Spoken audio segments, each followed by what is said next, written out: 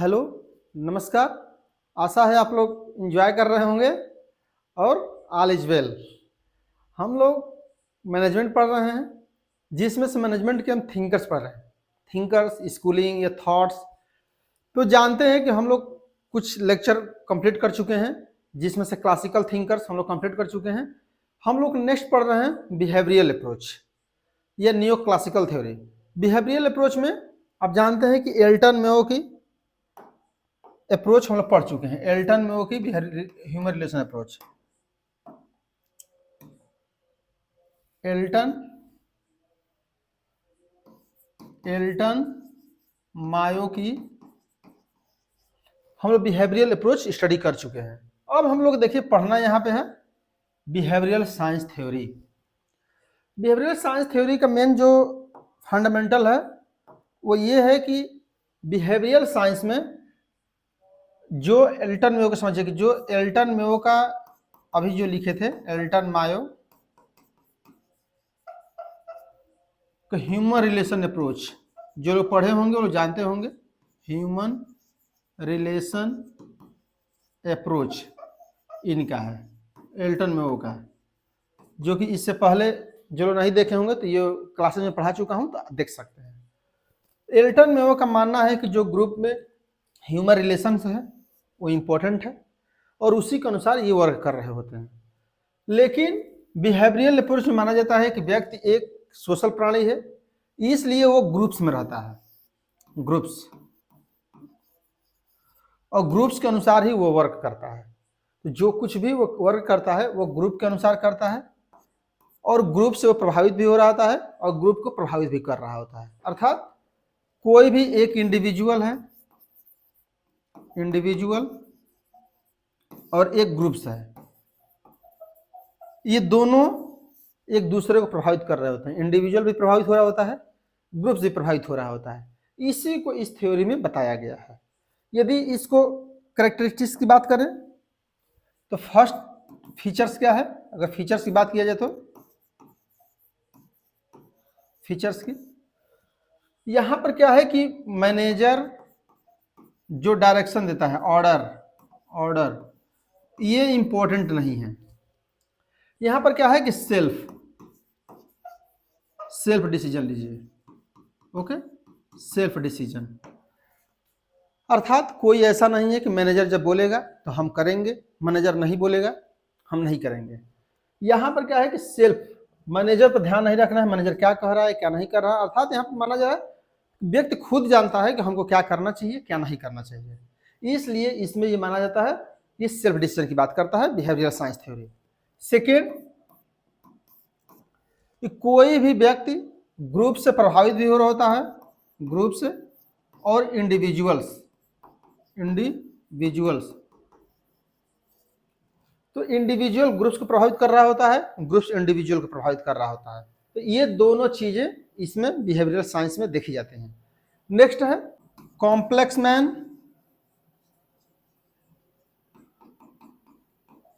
और social man. तो माना जाता है कि जो कॉम्प्लेक्स मैन के स्थान पर सोशल मैन की बात की जा रही है, जबकि ये कहां पर बात किया जाएगा? एल्टन मेयो में। एल्टन मेयो थ्योरी में कॉम्प्लेक्स मैन की बात की जाती है और सोशल मैन अर्थात व्यक्ति क्या है? सामाजिक है, सोशल है। इसके जो माना जाता है नेक्स्ट कि जैसे आगे हम मोटिवेशन पढ़ेंगे भी, तो मोटिवेशन में जब हम लोग पढ़ेंगे तो उसमें मैकग्रेगर की थ्योरी, मैस्लो की थ्योरी पढ़ेंगे, ह्यूमन नीड्स। तो यहाँ पर माना जा रहा है कि जो ह्यूमन नीड्स है, ह्यूमन नीड्स कि इंटरनल, उस पर ध्यान नहीं रखा जाता है। किस पर ध्यान रखा जाता है? सेल्फ एक्चुअलाइजेशन पे, सेल्फ एक्चुअलाइजेशन पर ध्यान रखा जाता है इस थ्योरी में। तो इस बात को भी ध्यान रखना है कि इस थ्योरी में जो फोर्थ फीचर्स है वो है ह्यूमन नीड्स को ध्यान नहीं ज्यादा रखा जाता है, जो इंटरनल नीड्स है केवल ध्यान रखा जाता है। सेल्फ एक्चुअलाइजेशन में सोशल ज्यादा प्राणी है, उसको भोजन, कपड़ा, मकान कंपलसरी नहीं है, लेकिन उसको सोशल सम्मान डेफिनेटली मिलना चाहिए, इसलिए भी है। और लास्ट है कन्फ्लिक्ट,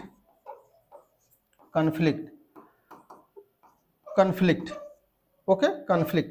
देखिए कन्फ्लिक्ट माना जाता है कि बहुत खराब चीज है, लेकिन इस बात को आज जानते रहिए जीवन भर के लिए, लाइफ टाइम जान लीजिए कि conflict is the best development process. अगर किसी से आप विरोध नहीं कर रहे हैं तो समझिए कि आपका विकास नहीं होना है किसी भी फील्ड में। इसलिए विरोध करिए, कॉन्फ्लिक्ट करिए, तभी नई चीजें आएंगी। नहीं तो जो सामने वाला कह रहा है वैसा ही आप मानते रहेंगे तो क्या कोई न्यू इन्वेंशन कर पाएंगे? नहीं कर पाएंगे। इसलिए कॉन्फ्लिक्ट पर इस पर ध्यान रखा जाता है कि जब कॉन्फ्लिक्ट होगा, विरोध होगा, दो लोग बात करेंगे, दो लोग विरोध करेंगे, तो निश्चित रूप से एक नई चीजें सामने आएंगी। तो इस बिहेवियरल साइंस थ्योरी के कुछ फीचर्स थे जिसको हम लोग ने स्टडी किया। तो आई थिंक आप लोगों को चीजें समझ में आ गई होंगी कि बिहेवियरल साइंस में क्या क्या चीजें होती हैं। अभी हम लोग देखते हैं नेक्स्ट इसका पार्ट्स कौन कौन सी हैं। जैसे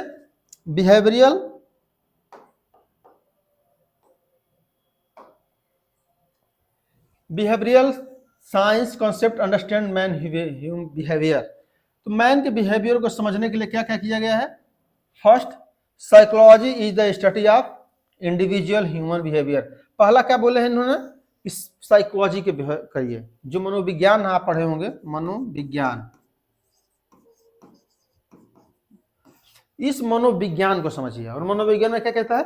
व्यक्ति के व्यवहार का अध्ययन किया जाता है, जिसमें आप एटीट्यूड पढ़े होंगे, ओके, आगे पढ़ाया भी जाएगा। एटीट्यूड है, परसेप्शन है, लर्निंग है, ये सब चीजें इसमें आती हैं। व्यक्ति का एटीट्यूड कैसे चेंज होता है, उसका परसेप्शन क्या है, उसका लर्निंग कैसे करता है, ये सब चीजें हम लोग पढ़ते हैं।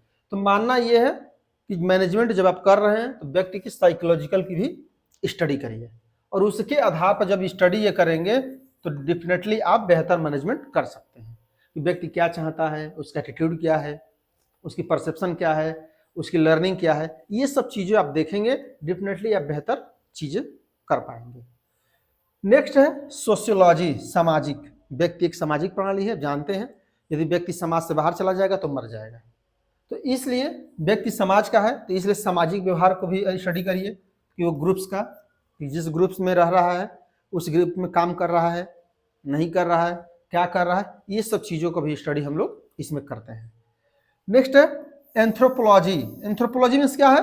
Is the study of human behaviour as individuals and members of groups. तो यहाँ पर क्या है, दोनों में डिफरेंस क्या है कि जो यहाँ इंडिविजुअल्स है, इंडिविजुअल्स और ग्रुप्स की बात की जा रही है, ये दोनों की बात की जा रही है। अर्थात आप जानते हैं, जैसे मान लीजिए कि आप अकेले हैं, बहुत अच्छा काम करते हैं, हो सकता है किसी के साथ रहते हो काम ना करते हो, तो हो सकता है कि किसी के साथ आप रहते हैं बहुत अच्छा काम करते हैं, अकेले रहते हैं काम नहीं करते हैं।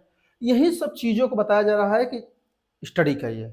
एंथ्रोपोलॉजी जानते हैं कि उसकी जेंडर की स्थिति क्या हो सकती है, उसका एटीट्यूड क्या हो सकता है, उसका पर्सनालिटी क्या है, ये सब चीज़ें, उसकी कल्चर क्या है, कल्चर, ओके, जानते हैं कल्चर का भी वर्ग प्रभाव पड़ता है, बिलीफ्स क्या है, उसके विश्वास, ओके, बिलीफ्स क्या है, ये सब चीज़ें इसमें स्टडी की जाती हैं, राइट। तो ये सब चीज़ों को हम लोग स्टडी करते हुए देखते हैं। तो ये 3 चीज़ों का ध्यान रखना है कि हम साइकोलॉजी का स्टडी करते हैं, व्यक्ति का बेसिकली क्या करना है, इस पर्सन का स्टडी करना है, ऐसे समझिए। पर्सन की साइकोलॉजी क्या है, जो व्यक्ति वर्कर है उसकी सोशियोलॉजी क्या है, उसकी एंथ्रोपोलॉजी क्या है, ये तीनों के आधार पर ही हम मैनेजमेंट करते हैं। इसलिए इसको कहा जाता है बिहेवियरल साइंस थ्योरी, कि आप बिहेवियर को साइंटिफिक तरीके से एनालाइज कर रहे होते हैं, इसीलिए इसको बिहेवियरल साइंस थ्योरी कहा जाता है, राइट। चलते हैं नेक्स्ट स्लाइड पे। Human relation. अब देखिए यहां पर क्या होगा, जो चीजें नहीं समझ में आएंगी आपको क्लियर हो जाएंगी।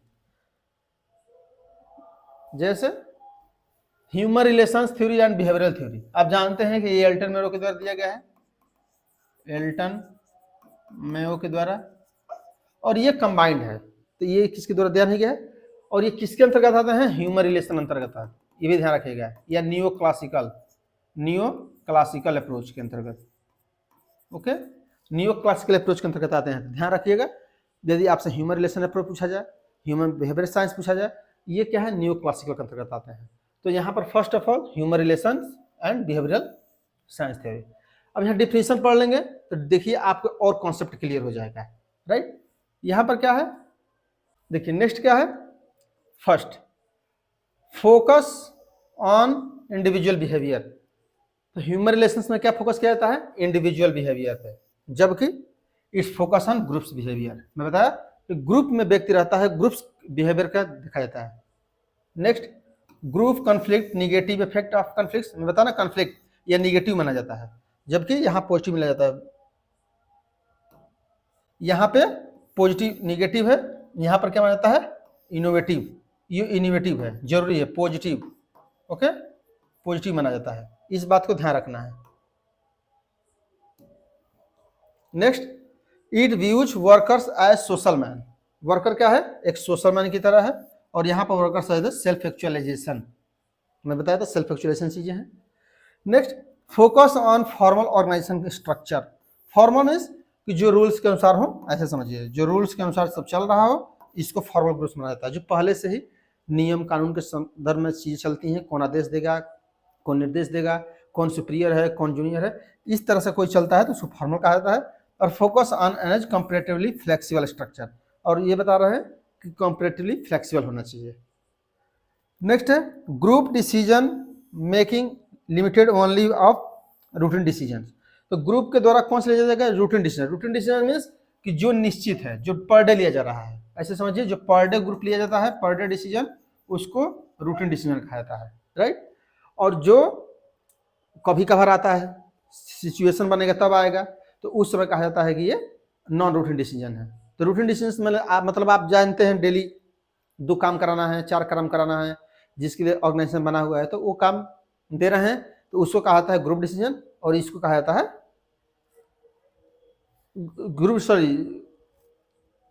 रूटीन डिसीजन और non routine decision, right. Next है group decision making is done for both routine decision and important matters. तो यहाँ पर माना ग्रुप दोनों तरीके से ले जाकर, एक यदि इंपॉर्टेंट कोई चीज लिया जा रहा है उसमें भी ले सकते हैं, और आप रूटीन भी तरीके से ले सकते हैं। अर्थात यहाँ केवल रूटीन डिसीजन लेने का अधिकार है।